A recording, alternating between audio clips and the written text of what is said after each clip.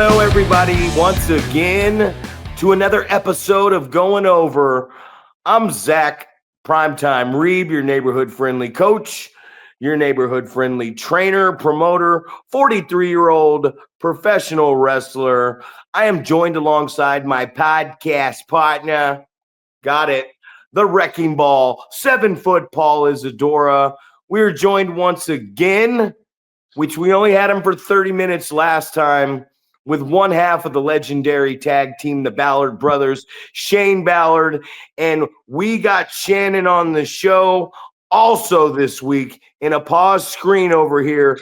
We're playing a little bit of hide and go seek. So it's going to be one interesting podcast.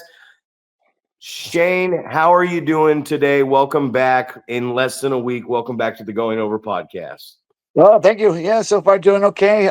Just staying busy. We're actually, ironically, it's all of a sudden now, just after that podcast, all of a sudden, I don't know if it was just fate, but a few people already hit us up for shows. So it looks like we're going to be doing a show in San Diego in April, and then Alaska wanted us to come in and do some shows too. So it's all of a sudden now it's looking a little more positive wrestling wise for us. Well, there you go. You're welcome. Put us on the list. I was just telling Paul last night, I came back from Reno and I said, you know what? I got a team. I got a nice young team called the Unwanted. We got the Appeal, and I got three really, really good tag teams right now that I think would be very beneficial to have you guys in the ring with. And I told Paul, I said, before this podcast is over, we're booking the Ballard Brothers. I'm for it. Where are you guys coming from? Los Angeles. So okay, cool. Yeah, so it's Reno's not that bad of a drive. We used to go up there quite a bit for another promotion out there, and yeah, it was fun. I remember the Stands. That place still exists. The hotel and casino out there. The Sands. Sands, man. I don't think it's called the Sands anymore. I think it is called something else. But that building is still there, but it is renamed into something else. Oh. You're gonna have to find. You're not gonna be able to use your. You're not gonna be able to use your rewards card anymore. I don't think. Oh man, I'd be screwed then. But if you go to Reno, we're gonna take you to the Blind Onion, and if you come to Oroville, it's in and out all day on prime time over here. Double doubles until you need to go to the bathroom. I got you covered, Shane. All right. Interesting story on that. Actually, Harry Smith was doing shows for Kirk White in BTW. And I remember him and Shannon one time, we went in and out and they had an eating contest to see who could eat. I think they both ate 4 double doubles and then the place closed. So they pretty much kicked us out. So, but then the Kirk White, the promoter, said, well, I took Harry to go get another hamburger and a shake from McDonald's, so he won. But they tied. They both had 4 double doubles each. Oh, wow. Yeah. I don't know if I can handle that. I have nightmares of the Mongolian barbecue place and what that did to my stomach. So I don't know what I would do if I had to eat 4 double doubles. I just put down some Hawaiian barbecue after class. So wait a second. And ladies and gentlemen, we are rolling 4 minutes in. Welcome the other half of the legendary Ballard Brothers, Shannon Ballard. Oh, no sound. I think he froze. He's got his eyes closed. Nope, he's here. What? There he is. Wait, he's moving. He's going. We're live. We're live, pal. We're live, pal. Moving on. Can you hear us, Shannon? I don't think he's in his car. Barely. So it's like a robot sounding. I'm in like Chrome, I guess is what it is. I'm trying to chat, but there's nobody in there to chat with. Now I lost him. All right, well, Shane, just keep it rolling. Keep it rolling. Shane, last time we were talking about, and I wanted to dive in a little deeper to this. We got a lot of people that have been listening to this podcast. It's very informative to the young wrestlers.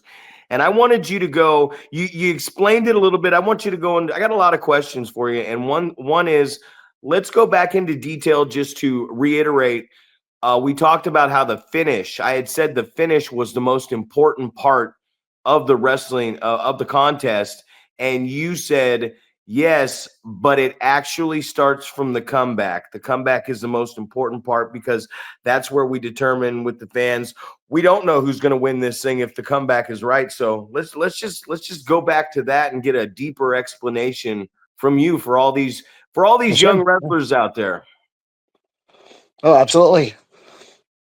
And so, my opinion on that, the finish is, of course, a good finish could save a bad match, whereas a bad finish can kill a good match. I mean, you could have a 4-star match going into the end, but you botch the finish, and now it's no longer a 4-star match. I mean, it's going to probably drop a star or two because people are going to go, "What happened? What happened there? What got messed up?" But I think the main thing is trying to get, because of the comeback. If the babyface does his job and the heel does his job, the people are going to explode for the comeback. I mean, the comeback, you'll probably hear a bigger pop for the comeback than you would for the finish, because that means the heel did his job getting the babyface over. So I mean, when the baby comes in on fire or does his comeback, or in a tag match, if the partner comes in on fire, I mean, that's really what's going to draw the fans in, because that's what they waited to see. I mean, wrestling, I mean, it's been a tested, tried and true combination that you want to see the baby face get his comeuppance.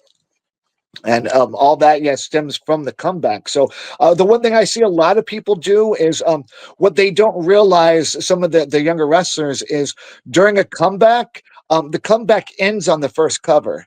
So if the guy comes in and you clothesline him once and you go for a cover, you just spend all that time for a comeback to do one move. I mean, so when you do a comeback, I mean, it really should mean something. I mean, you really, people, I think, are bumping a little too much on the comeback, where it should be, I think, in my opinion, a little bit more fire.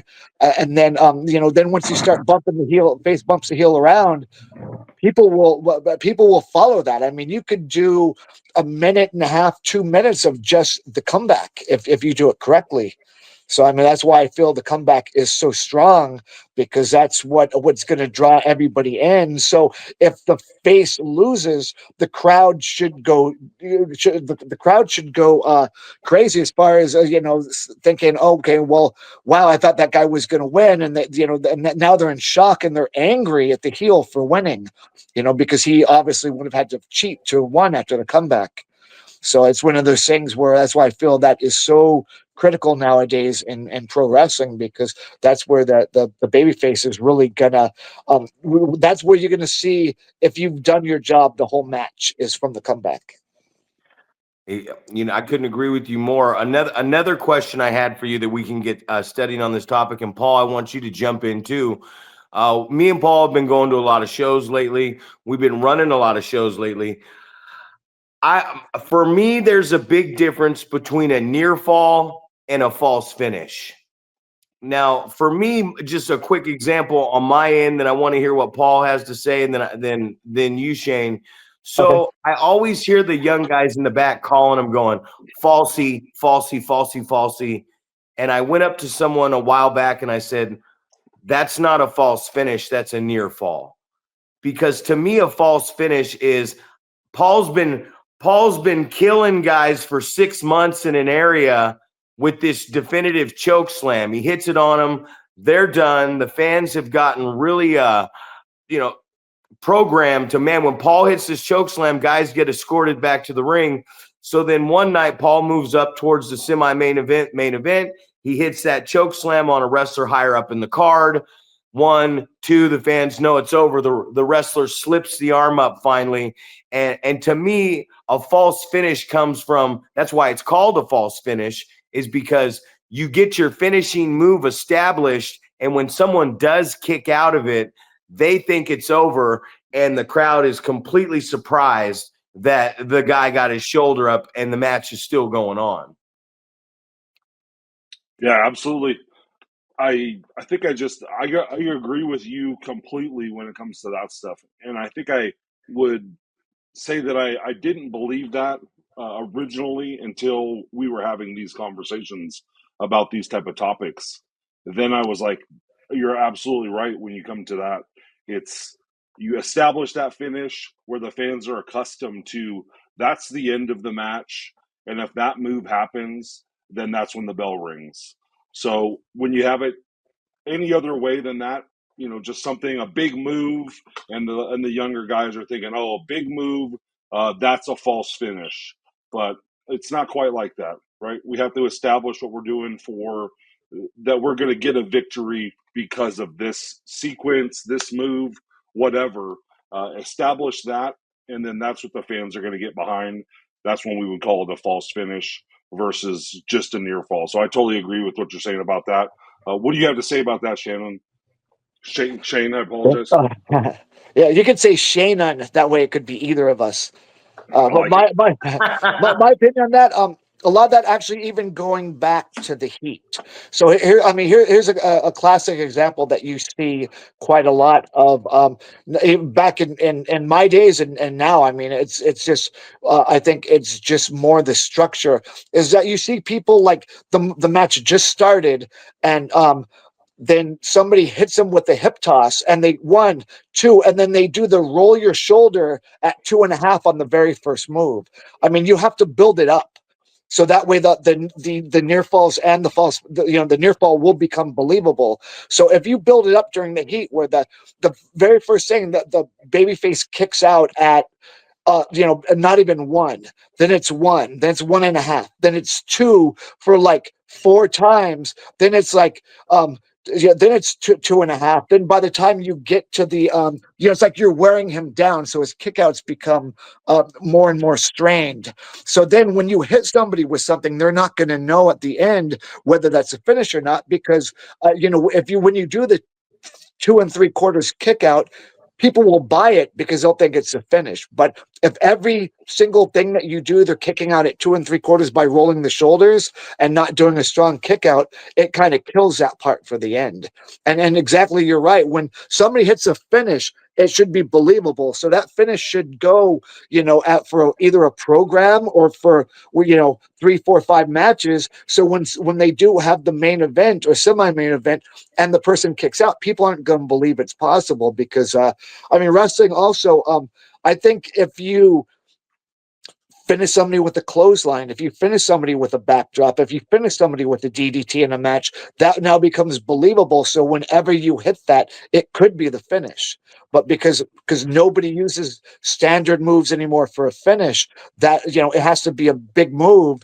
It takes away from that a little bit. I mean, if you could finish somebody with anything in a match, I mean, even certain tag matches, if you beat them before they do the double down, people will believe that the match could end at any time. So I think in programs, I mean, if it's worked that way, then the false finishes will be a lot more believable. But yeah, but I do agree with that. Well, near false, I should say. I do agree. The false finish is more of, that's the end of the match. He finished him with move A. He finished the other people with move B. He finished other people with move C. But you kick out of all 3 of those, people are gonna go nuts because then they're not gonna know what's coming next. So it's all about getting the fans, the believability of the fans, and getting them attached to the match to where you want to make sure the fans at that point, when you have 2 established guys going at it, they're not going to know what the finish is because it's like, wow, he kicked out of his finisher, he kicked out of his finisher. Who's going to win this match? Exactly. What? So you spoke on that right there, Shane. You were talking about the program. And I know a lot of guys always talk about we want to do a ladder match. We want to do a 2 out of 3 falls match. And I was interested in talking to you about the 2 out of 3 falls, just for example. Like, I always see people just start out with 2 out of 3 falls, and I ask them, I say, why are you doing 2 out of 3 falls? Like, what's your reasoning for doing this? And they're like, oh, it's just we just want to have this match. And I said, you know what the 2 out of 3 falls is for? And they go, no, I guess I don't. And I say, so say I beat you, Shane, and then we come back, however the finish happened, we come back and you beat me, and now we're knotted up at one apiece, right? The 2 out of 3 falls is like the rubber match, but it turns it into a 5-game series. So we've beaten each other 1-1, and now we come back in the rubber match. So we make it, because it's the third one, it's the blow off. So we make it a stipulation match, and it's 2 out of 3, and you could win this series 4-1. You know what I mean? Yeah. So I just see stipulation matches, which are always, you just said it, is the program. You're working a program with someone. You guys are building up the heat. You're building up the sympathy. You're trying to draw these people when it's time into a building so you can sell a ticket and everybody can make a money. Back in the day, we got a percentage of the gate if we were lucky in our time.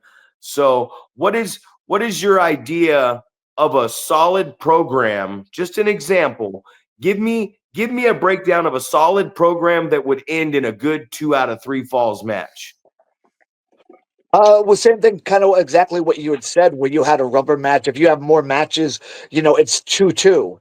It's like and then something happens, and you say this is going to be this is actually the rubber match. It's 2-2. You have a rubber match, and then while you do that rubber match, either ends in a count out because the heel bailed out and left, or it's one of those things where, but that would actually be a better setup for maybe a lumberjack match, for example. But just you can use something like that, like a DQ, so that he doesn't lose his belt, and then 2 out of 3 falls, no DQs. That would be more of something different, so people would go, oh, okay, now I really want to see this, because it's whoever, since it's 2-2, let's see, the first person to get 2 wins is going to win this one. So, and even in that, I think sometimes it's on those programs, it's good to shock people, and you could end it, instead of going 1-1 and then having the third and final one, have it 1, and then the next person, the heel cheats, let's say, and then wins 2 in a row, but by cheating.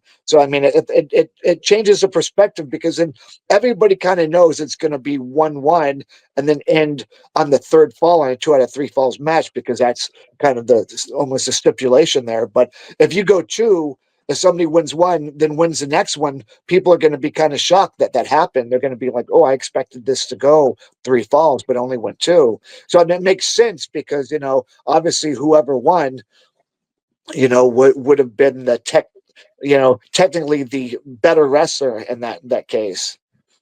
So, I mean, it's with any of that, any of those matches, I mean, everything should have a purpose on those when you're running a program. I mean, a cage match, a lumberjack match, a 2 out of 3 falls match. I mean, these were all back in the 80s. These were all matches that they would do, to draw the fans when they ran, when they kind of ran that course complete, but they wanted to draw them back in with something. They would do that, and I remember back the biggest example would be the cage match between Morocco and Snuka. I mean, people still to this day will say that's their favorite match. I mean, Mick Foley was like at that match when he saw that, and it was like the best thing he's probably ever seen in his life at that point. Yep. So Paul, what is your take on this right here? Because I definitely want to hear Shane talk about this. Do we always feel that the fans should get what they want? Should there always be a positive outcome at the end of the program? Paul, like, what is your take on this? And Shane, does the resolution always need to happen, and the baby face gets the comeuppance and finally gets over on the heel? Is that what always needs to happen in this world of professional wrestling that we're just laying out there for everybody to see? What's your thoughts on that, Paul? I'm thinking that at the end of the day, that's what you'd like to have happen. But I think along the way, you want to throw those little, take them off track a little bit with what they don't expect, right? They think like it's going to build up a certain way, and putting them into like we did last night, where the fans going crazy for somebody that they're familiar with, and they think, oh, well, I'm here to see this guy, and this guy's the face of the company, and there's no way this guy's going to get beat. And this other guy is pretty new. I haven't seen him that much. There's no possible way that this guy's going to win, especially since the other guy's the champion. So in our scenario, I think we did it the right way, leaving the fans in a situation where now they want to come back and go, dang it, man, my guy lost. And I thought there was no way that was going to happen. So I got to come back and see what happens next time. So I always like that cliffhanger like that, where you can have the reason that the fans are going to come back and buy a ticket the next show, or, shows down the road, right? They want to see something that maybe they got swerved somehow, where they think, I thought this was going to happen for sure, and I can't believe this other thing happened. And I left disappointed because my guy didn't win. So I think definitely, I don't think you have to finish it the way that the fans want to see it finished. I always like that little swerve like that. And, Shane talked about that with tag matches, where you have a common formula that you always see over and over. And then it's always unique for me. I always love it. And I was talking to Boyce LeGrand last night about, matches that he had with the Ballards in the 90s. He told me, oh, we used to work them in the 90s. And I was like, wow, man, in the 90s, that's it seems so long ago. But we were talking about all the scenarios that we talked about on that last podcast, whether it was the hot tag happens and you're going to try to, or, you get the tag as a heel and you turn around real quick because you're going to try to, in theory, stop them from making the hot tag, and then you end up running into the hot tag. Or, like Shane was saying, how you or you basically catch the guy before he can come in hot, and he has to fight you off in order to make that happen. And then we also talked about what Adam talked about on that one episode, where he was talking about working with the Briscoes, and they showed him that one where you would pull the guy's partner off of the apron, right? The babyface bips you off, and you go to the floor, and then as he's crawling over to get the hot tag, you pull his partner off of the apron, so the fans see the hot tag is about to happen, and then the partner just gets pulled off the apron. So now, even though I got all the way to my corner, my partner's no longer there. So I love all those little swerves like that, where the fans think they know what's going to happen, and you just take them in a completely different direction. I love to see that stuff where it's not the common, I know how this sequence works with a tackle, drop down, leapfrog, hip toss, right? Because you see it in 5 matches in a row. That's their opening spot. Right, international spot. Yeah. That's it, man. Plus, the fans are also getting much.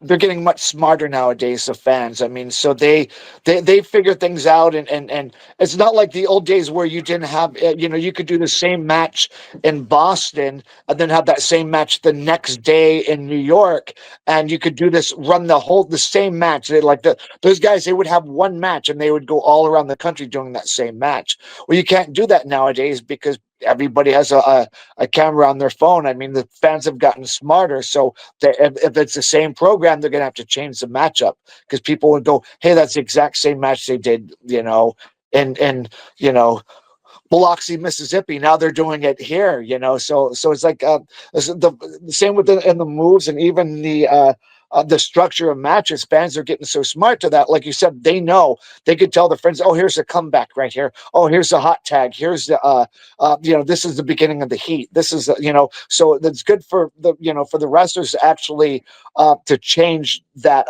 the frame of the match and be able to throw something different at them. I mean, like maybe you start the match with the heat and do something a little bit different. I mean, it makes new creative ways for the wrestlers to actually work harder, to have to put things together better, because you have fans that are smarter.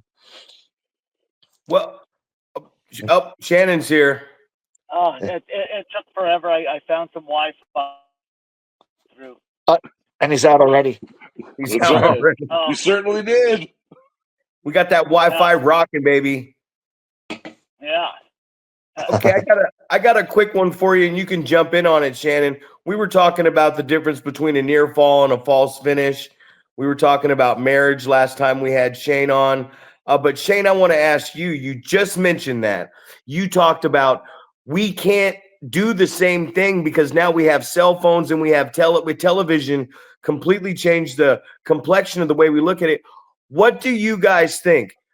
If Ric Flair is in modern television, I want your opinion on this.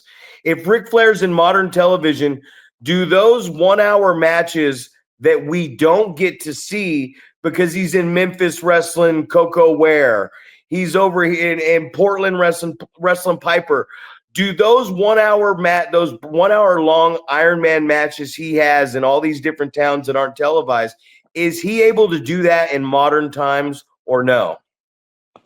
I would definitely say no for that one because this, you would to be able to have that sort of a match. I mean, especially multiple times in a year. I mean, it would be, like his formula was always the same. I mean, back then everybody knows his sequences. Anybody that worked with him would be able to see that, so they could always feed off of that. But yeah, nowadays to do for Ric Flair to be there and do those hour matches, it would be very difficult because also nowadays the fans they want more. They want more action, especially with things like AEW, which is a fast-paced action. Having an hour match, unless it was two guys that could just go for an hour. I mean, his Ric Flair style. Well, I think he could transcend time. I think it would still hold true to this day, but I just don't think with TV and just with the way things are nowadays, I think multiple 1 hour matches probably wouldn't translate as well nowadays. Shannon, what do you think of that? Say. Well, as far as Ric Flair goes, I mean, he could put on a 60-minute match, but I don't think anybody else nowadays could because they'd have to remember a 60 minutes worth of spot. So, but yeah, I don't think it would translate because the people's attention span gets lower every year because of all our devices and everything. So, yeah, I don't think that would translate very well in today's date. And what do you think? We were talking about the topic. What do you think is the difference? Because this is very informative to a lot of young wrestlers in Northern California. What do you think is the difference? I explained my reasoning earlier, but the difference between the near fall and the false finish, because I hear so many of these young guys in the locker rooms going, cut off, put the heat, hope spot, falsy, come back, falsy, falsy, falsy. And I'm like, man, those aren't falsies. Those are near falls. You haven't established a finishing move yet to earn the right to call it a false finish. Right. Well, I despise, especially watching. Like I can't. It's hard for me to watch like a lot of indie matches because like in my day, which has been quite some time ago, we used to tell the story in the heat, the main part of the heat. And I don't believe that you have to be kicking out and rolling your shoulders on everything. Like, I mean, people roll their shoulders on 2.5, and they'll do it on the first cover of the match, and they'll say, "Oh, that's a falsie right there." It's like, I can't stand that. Like any of my students, I make sure that they learn how to kick out. That's why it's called a kick out. And I tell them, do not even roll your shoulder unless you're the main event or the semi-main event, and only do it once.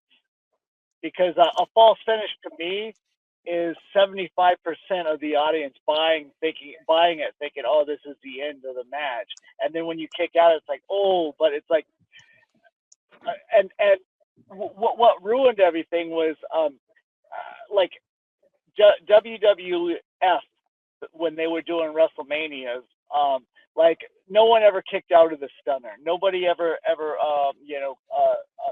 kicked out of was able to get out the sharpshooter. Nobody kicked out of the rock bottom. But all of a sudden in WrestleMania, to make these matches, this is like what's been cultivating for a whole year, they would kick out of their finishes. But that was the only time they were allowed to do that.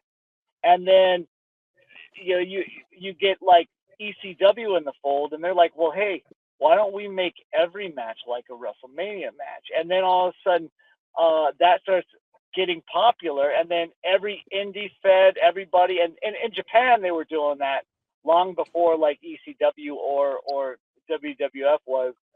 But what people didn't realize is that in Japan, you would go on tour 30 days before the pay-per-view, and you would do that match 29 times.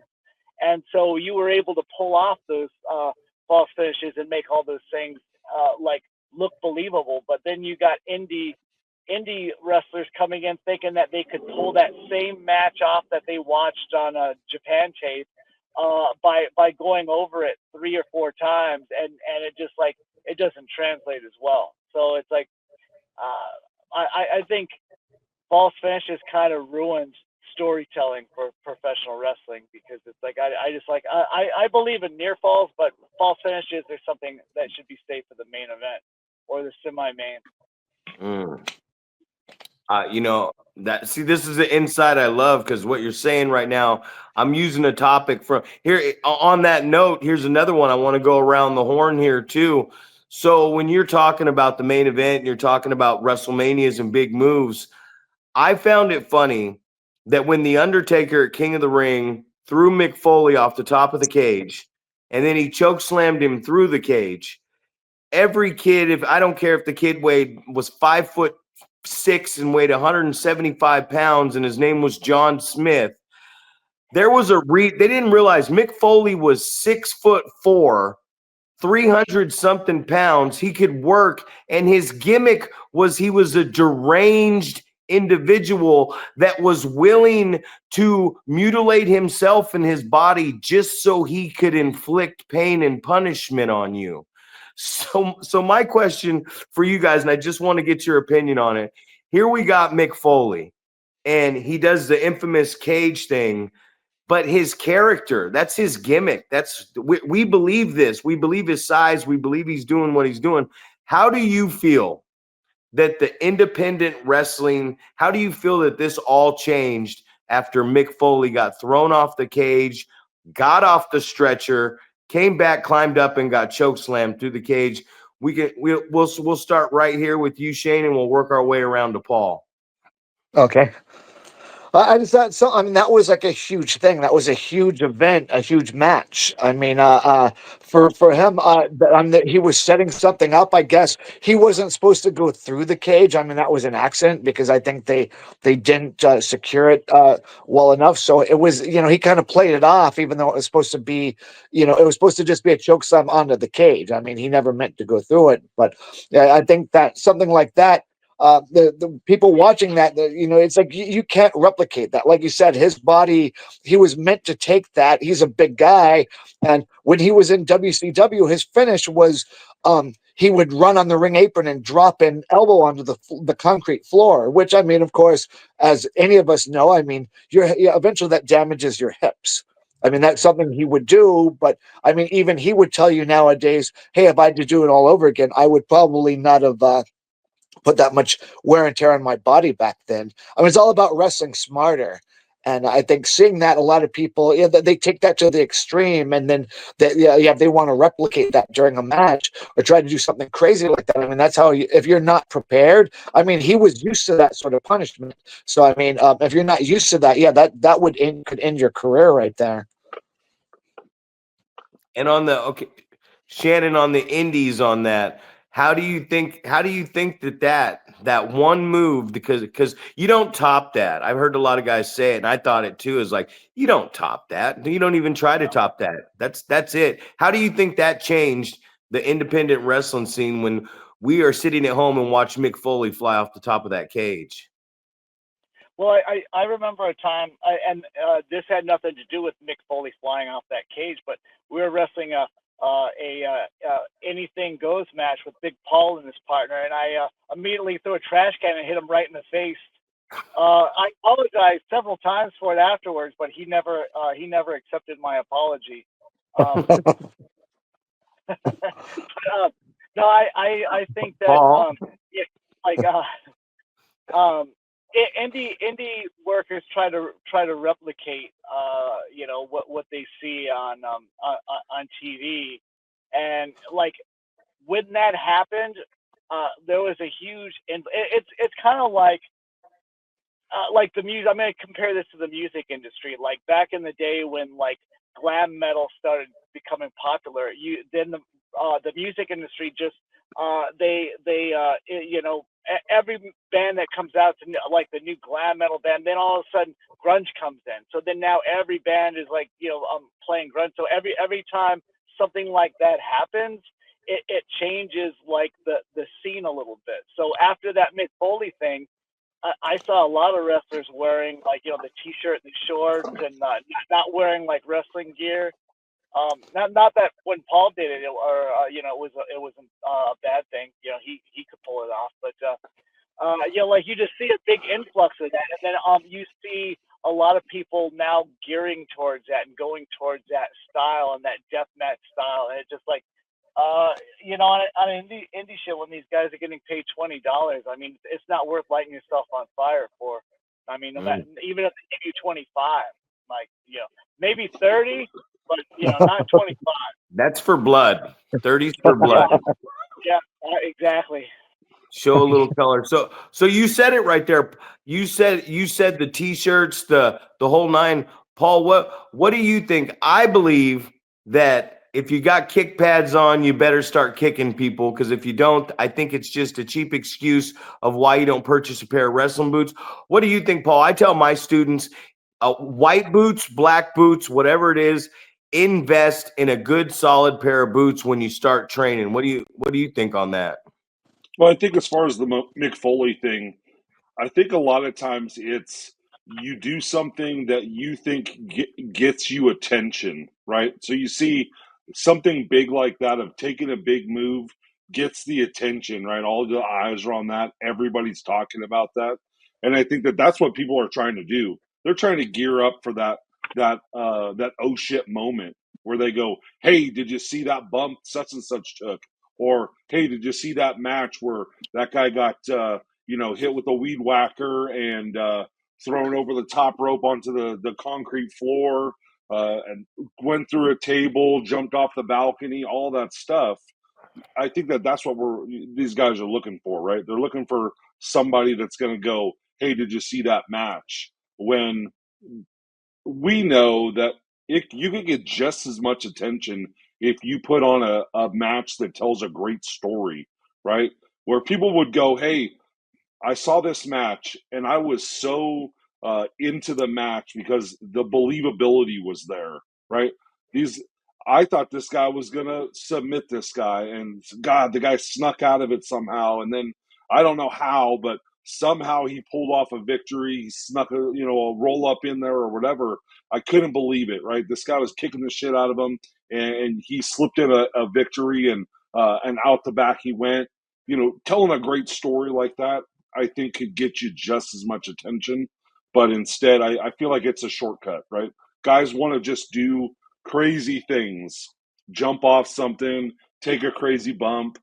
You're putting all this risk of getting injured on your body instead of just doing what we're supposed to be doing, and that's telling a great story.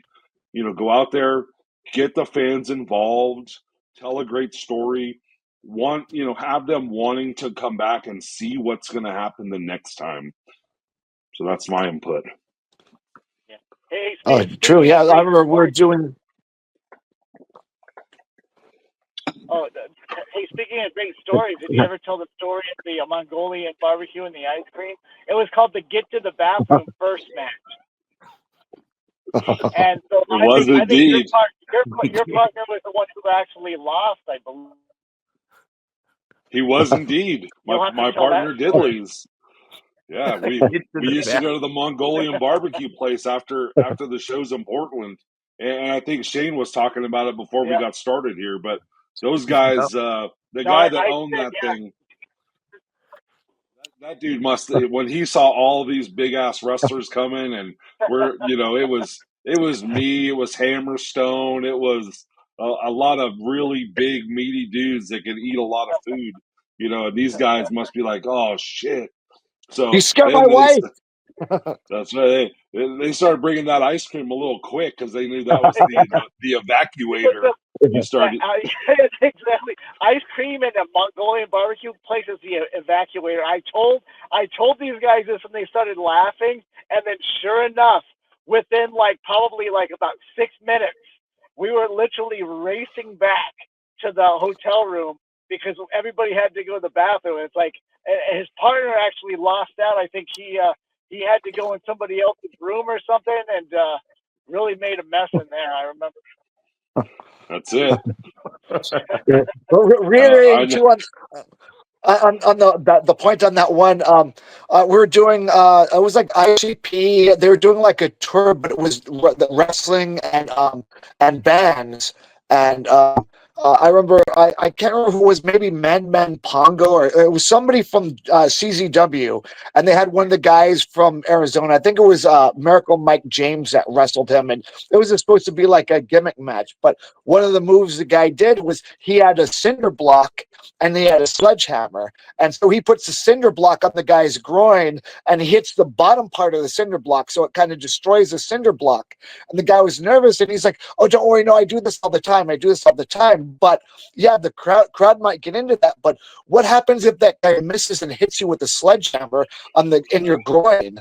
I mean, you know what? Like that's like to risk something like that just for a crowd pop when, you know, the other person that took that move is the one that's getting, that guy's going to go, oh, I'm so sorry. I didn't mean to do that. I mean, even though the guy was good, I'm pretty sure he wouldn't do that. But, you know, in wrestling, something like that is kind of such a high risk thing. I'd be a little worried that if it slipped or something happened, I mean, you have to spend the rest of your life probably with an injury on that just for a spot, you know, a 3-second spot to pump the crowd up. You know, I saw a lot of times it's something like that isn't worth it to just that, you know, if the risk is too much, it's better to say, hey, we can get the same reaction with this series of moves and we can with me hitting a cinder block over your groin. Yeah, it's like another thing too. It's like and this is what a lot of people, but like a lot of wrestlers forget this. It's like leaving an impression. It's like people will remember you more for how you make them feel rather than for what you do for them. So if you tell a great story and you don't kill yourself and you cheated or you did something in there, people will like you come back to that place, you know, and kids would go, hey, you're the guy that pulled the tights and won. But it's like, you know, like they'll remember that because you gave them an emotion. Like they emotionally did not like you for the entire time until you came back. But it's like for doing something like, oh, I'm going to do 5 pile drivers in a row and then pin them, like, you know, that's something that you're doing for someone, and in hopes of getting like a pop or making yourself look good, and like that doesn't leave an impression on anybody. Like I would much rather them, you know, like remember me or recognize me for how I made them feel in the match. So I brought up some emotion in them. You know, we were always heels, so it was always like hatred, or I mean, there was never really love or admiration. It was always like, you know, people would hate us or they would throw things at us. So, but we gave them an emotion to feel rather than just giving them some spots to look at. Couldn't agree more. That you know what, guys, I always tell people, if you go flying off a ladder or through a table or smack your fucking self off the concrete and the crowd's chanting holy shit, they're chanting holy shit because you almost died.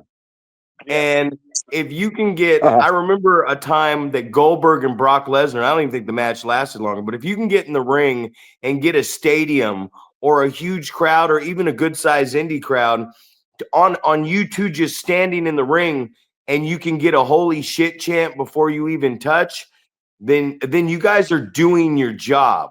You guys are filling that building up and you're drawing. And I don't think a lot of guys understand on the indies, we can draw and we can use this social media. They say kayfabe is dead, but we can use if social media is used right, we got a really good avenue right here, a really good vehicle to get our characters over and really sell to a broader audience, because this is pretty much a television deal on YouTube and these streaming sites now. Yeah, for sure. I mean, even like Roku has a independent wrestling. You could download that on Roku, and they put matches. I don't know how current they are, but I mean, it's there's so many avenues now to get through. I mean, before it used to be like when you had like public access TV, so you'd be in like a just for a local market. Nowadays, I mean, yeah, anything on YouTube, some people's channels, I mean, they'll get viewer after viewer. And going back to what my brother said about the music business, you have guys like Justin Bieber who put out, would just sing some songs or play a song, even if it was a cover, and he'd have 10 million people that viewed that. So of course, what are they going to do? Hey, let's get this guy signed to a record deal. I mean, same with the wrestling. Nowadays, there's so many avenues there to get the product out there to not just the local market, but to a world market. And it just, somebody has to have the right way to market it to a broader audience, and yeah, it could go huge. I mean, just streaming. I mean, you get a good deal going. I mean, you could get on a streaming network, and it could take off and be the next big thing. Yeah. We had a lag right there. So, Shannon, quick question for you guys. We were talking about, I was talking to Shane about it. We were talking about how you could have a shit match and an amazing finish, and the audience forgets it's a shit match. You could have a amazing match. You could be cooking on all cylinders and then blow your finish, or the finish just doesn't come off right. They don't remember the amazing match. It's a terrible match.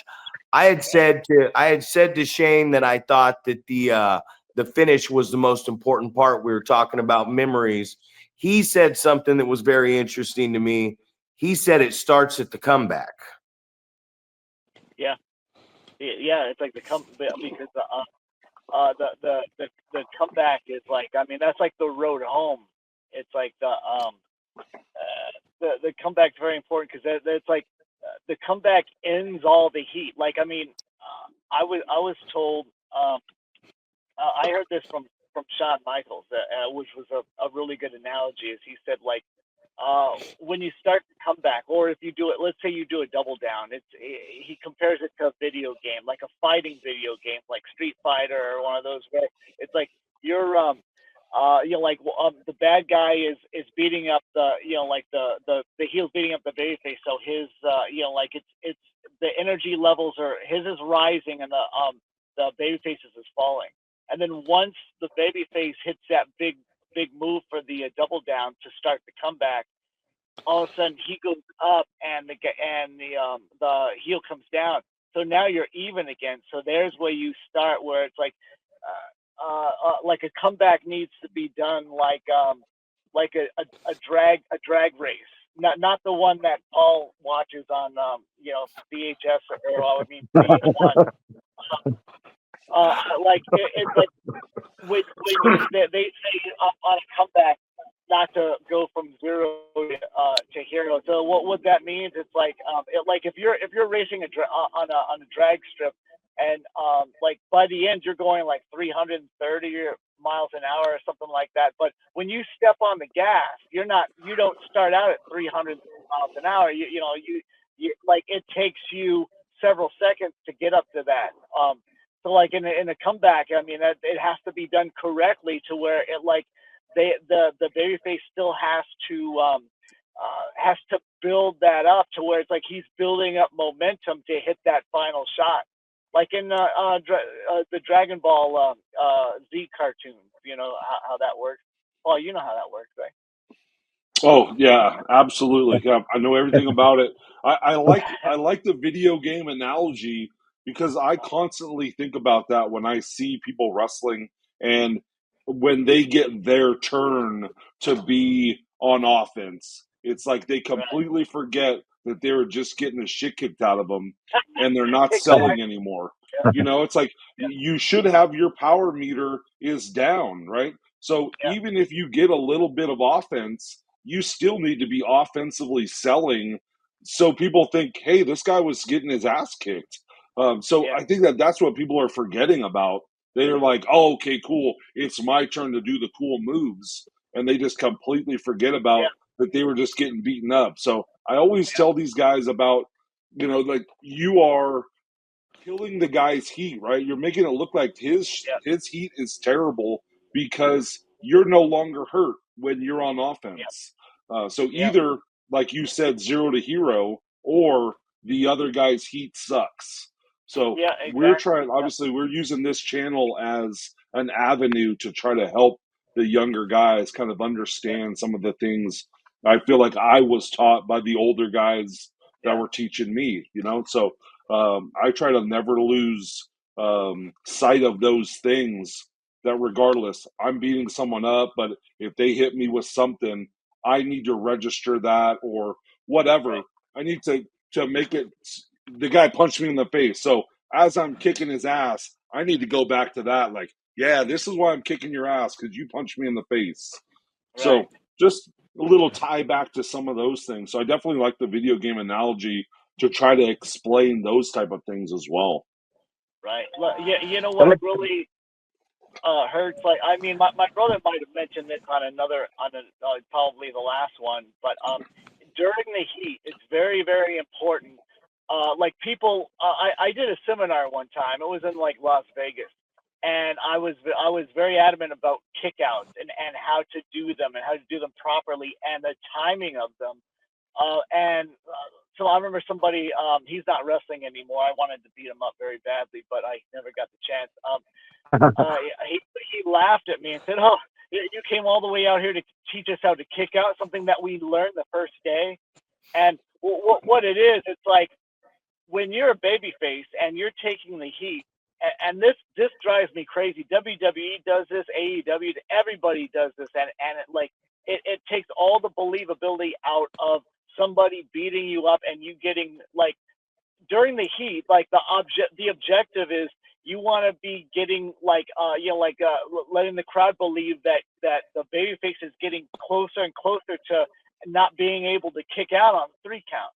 So if every single kick out it's like 1, 2, roll the shoulder, it's like, how is that building anything? How is that telling anybody that, oh, I'm getting weaker because I'm getting beat up more. I'm getting like there's a chance I might lose. All that's thrown out the window because every kick out is the same cadence. It's like if you gauge your kick out, like the first kick out in the heat, he kicks out at like 1, and then by the end he's kicking out at like 2 3/4, but he's not rolling any shoulders. He's actually kicking out. You're telling a story that it's like like the next time that person hits you with a move, it could be 3. But it's like, I mean, that never happens, of course, because nobody ever wants to lose in the heat, which I think would be phenomenal because it would tell a really good story. But nobody does that.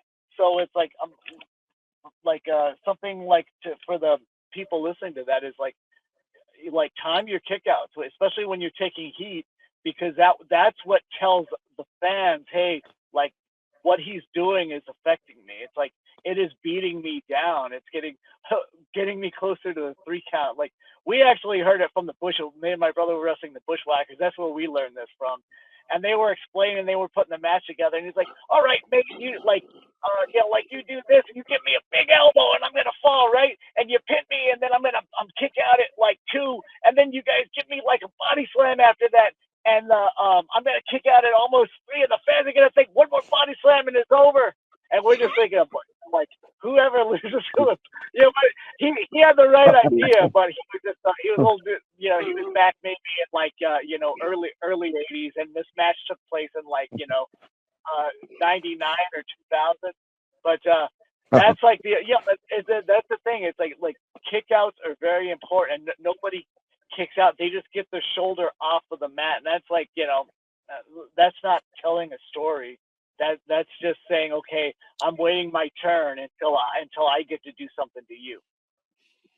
It's funny you say that, Shannon, because when I first went to APW, I remember Roland Alexander pulling me aside before I started working for him full time, and he said, "Come here, kid."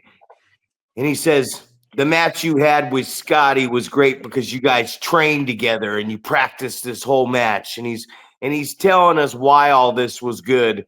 And then at the end, he goes, "And your kickouts were weak." And I realized early on that when Roland talked to you, the last thing he told you was what you really needed to work on. So I didn't listen to that. But you talk about kickouts, and you're 100% right. Me and Paul will be doing a match review, or we'll just be sitting there watching a match. Thank God Paul always lets me go on first at my old age when I work for him. So I get to change out of my sweaty clothes and go sit by Paul and watch the rest of the show. But he always goes, "Hook the leg, man, pin to win. What are you doing?" And when you say that, it's very important. We always talk about the guys that come, and we're at the 55-minute mark, dang it. So we're almost got to close out because we got to get you guys back. I got so many questions for Shane, and then Shannon, you're just dropping nuggets of gold on us right here. But we always talk. Paul always talks about the guys that someone's coaching or there's a seminar going on, and there's the wrestler who's sitting there but he's not taking part in the seminar. And Paul likes to go up to him and say, "Hey, you're not going to do that. You don't think you can learn anything from this seminar?" And you get the young wrestler that goes, "Nah, man, I'm good. I got this." What do you guys think of that guy? I say nothing pisses me off more than that, man. Yeah, you get that all over. It was the same thing as the guy that laughed at me about that he learned kickouts on the first day, and that it's like, yeah, we have been like, I was like, what, 26th year or 25th year? I don't know. I can't, like, you know, with our old age, we have forgotten. I mean, in a year we're gonna get senior citizen discounts anyway. So, but So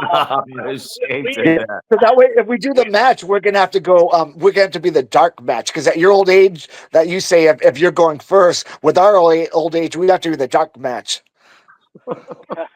Yeah. We never, like, you know, taken liberties on you know, like, we've never taken liberties on anybody. Like, we treat everybody fair. If somebody is messing up or you call something and they're nervous, like, a lot of times people would be nervous wrestling us,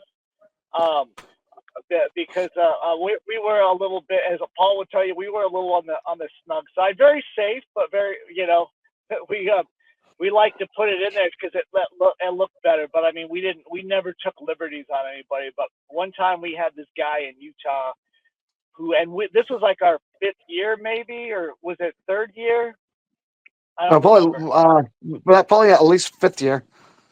Yeah, and this guy said he'd been wrestling for 10 years and he was going to call the match, and that we should listen to him. And this guy couldn't even do an arm drag.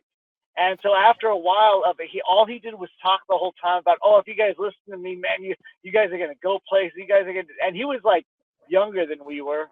Of course, we started when we were old. So not too many people are older than us in wrestling. But this guy, after a while, we were just like, okay, like, we just started beating him up, man. We put him in a trash can. Like, I put a trash can over him and grabbed him by the legs and swung him around. And then Shane ran and drop kicked the trash can and it knocked him out.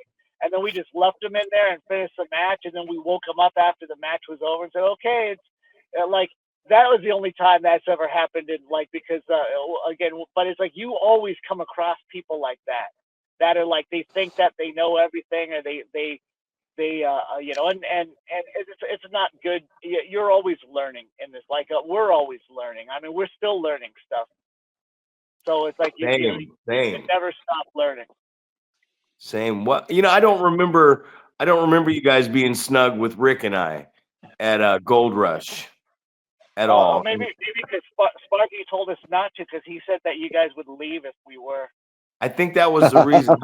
But you know, I think that's something I was telling Shane that's missing, is like, me and Rick had done it for a long time and at a very high level, and we were married and had a lot of chemistry, and you guys had done it for a long time at a high level, and it was just, I think it's missing nowadays, where we showed up and you guys were like, "Yeah, what do you guys want to do?" And me and Rick said, "Whatever you guys want us to do." Yeah, I remember that. Now, I think you guys were the heels on that match, right?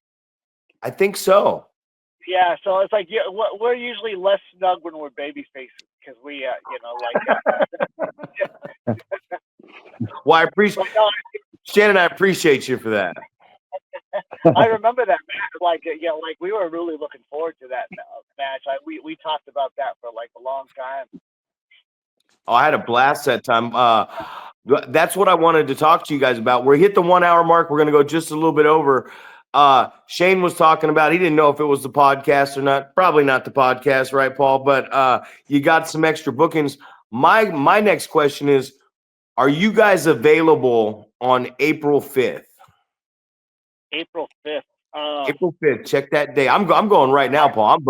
I'm booking the legendary Ballard Brothers right now on the show because I got 3 different young combinations of tag teams that could highly benefit from working with these guys. And I'm locking them in right now. You know what? Like the calendar is like on my phone. I think we have something in San Diego, but I don't know if it's the 5th or the 12th. So let me as soon as this thing's over and I could actually, because if I check it now, I'm going to go off the air and I don't know if I'll be able to come back on because of the, it's been one of those days. Like I literally tried for the first 30 minutes of the show to get back on. I know we've only had the combination of 30 minutes apiece. It's been great. Yeah. But I will check this. I'll comment in the messenger. And Paul wants to use you too in Reno. Me and Paul are like an item right now. And we watched RuPaul's Drag Race, the reruns over and over and over again. It's ridiculous. Paul's probably like us, where it's like, I think your daughter's playing basketball, right? That's it, man. So, yeah, it's like my son's he's a quarterback, so every weekend we're like it's like camp season, so we're always Shane books all of his camps for him, so he's like his manager, but so I know I don't get paid we though. we definitely that'll come later, hopefully. But we definitely want to do these shows. We just have to let's just check the availability. Like I would love to do it. And we can't do the April one. I mean, let's get a couple dates set up because I mean we don't want to miss this. Please, man. And that's for us. I mean, that's what we love to do too. Yeah, we love to work with the younger teams who are anxious to improve and everything, and just being able to have a good match with them and try to draw out the best of them. I mean, that's like pretty much our goal in wrestling nowadays. Is if we could give something back. I mean, that's what we're really happy doing. I mean, that's the most. The funnest match to do is when you can leave an impression on a young team and make them a better team by doing it. I couldn't agree more. I was telling him about the 3 phases of wrestling. I feel that first phase, once you get ready, is you're listening. You got to listen to the veteran. Once you learn how to listen and you can get through that, you're just, hey, man, I'm in here with this guy. Every time I go out with somebody that knows what they're doing, I listen. I have a good match. Then there comes that long phase in your career in the middle where you're just creating this art with other guys that are coming into their prime and into their peaks. And then there's the level we're at right now where, I did it for Paul last night, and it's, you get in there, good kid, tall kid, big kid, good look, takes a lot of pride in his appearance, listens, but I think it was his second singles match. So, I mean, you can imagine every time I'd knock him down as the heel and go to get heat, he wasn't selling and getting the sympathy. He was just getting back up to his feet. And I turn around and I'm like, dude, there you are again. I gotta do something to you again. And then he get right back up. And I'm like, Jesus, man. But I mean, he got that when I told him. So yeah, I got like 3 teams for you guys, man, right now. 3 really good. Yeah, I got some work for you guys, and I know Paul does too. I told Paul before this, I said, I'm booking Shannon and I'm booking Shane on the damn show today. Even if we don't get it confirmed, they're gonna know we're getting them on these cards before the year's over. Yeah, put the so I got April 5th down. I'll check that, but Paul, you guys put in the message messenger. put the dates down, and that way we could just commit to it. Yes, Sounds sir. awesome. Well, guys, I hate to do this. We're at the minute 4 marker. We've gone almost 5 minutes over, and we appreciate having you on the show. And we definitely need you back on the show because like I said, I got a lot of questions. I didn't even have a topic today. I was going off the topic from last time, and then me and Shane started going at it. Then you came in, and then Paul started adding in some great insight off the Mick Foley thing. We got so much more to talk about. I'm Zack Primetime Reeb. That's my podcast partner, the 7-foot wrecking ball, Paul Isadora. We thank Shane. I almost said the name you told me to say. I almost said the name you told me to say. I almost said Shana.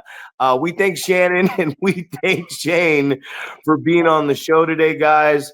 This is Shannon. I mean, I hope the young kids are listening out there. But guys, we're going over.